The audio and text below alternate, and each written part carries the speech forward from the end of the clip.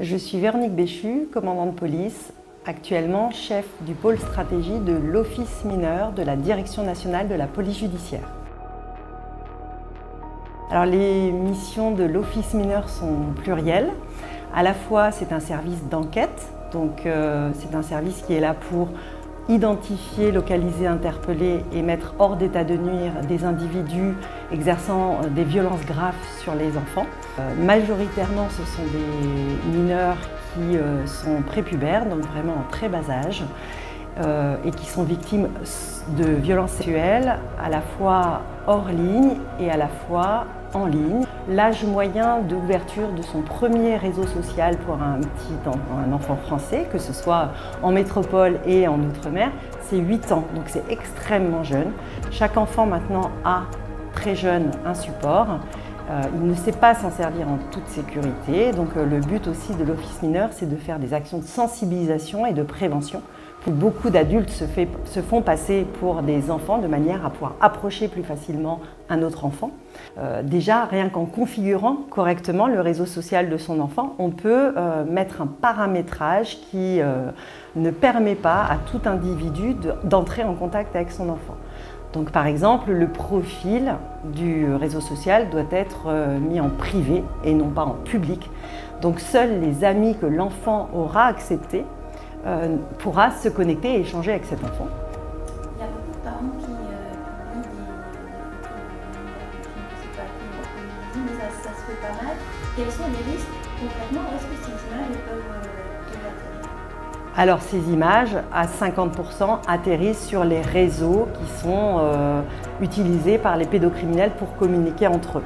Donc en fait, on a constaté que 50% des images qui circulent sur ces réseaux sont issues des réseaux sociaux des parents qui, de manière tout à fait innocente, mettent en ligne les images de leurs enfants. Ces images ou ces vidéos sont une mine d'or pour les pédocriminels qui vont soit les utiliser comme ça sans les modifier en juste les commentant, en les faisant circuler entre eux, mais ils peuvent aussi, avec maintenant les outils d'intelligence artificielle, soit modifier complètement l'image, ou encore il y a des outils qui permettent de créer des vidéos à partir juste d'une image tout à fait innocente d'un enfant. Alors ce qu'il faut comprendre, c'est qu'une fois que c'est en ligne et diffusé, on ne peut plus jamais supprimer définitivement un contenu.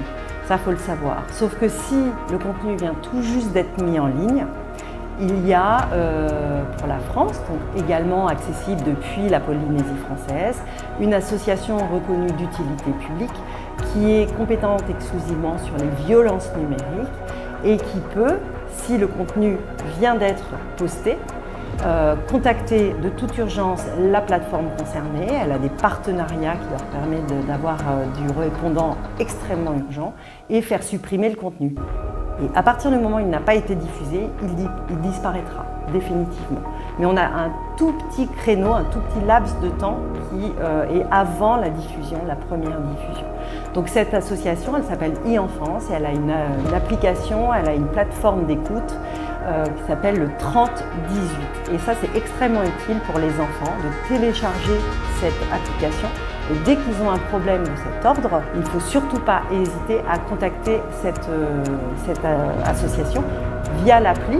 C'est très simple pour l'enfant. Donc il y a un chat, donc, il explique ce qui s'est passé, il sera recontacté immédiatement. Et puis il a une fonctionnalité dans cette application où on peut faire des captures écran de tout ce qu'on a subi et mettre dans un petit coffre-fort, et donc les preuves sont préservées, ce qui sera très utile pour les services d'enquête ensuite, pour remonter jusqu'à l'auteur des faits.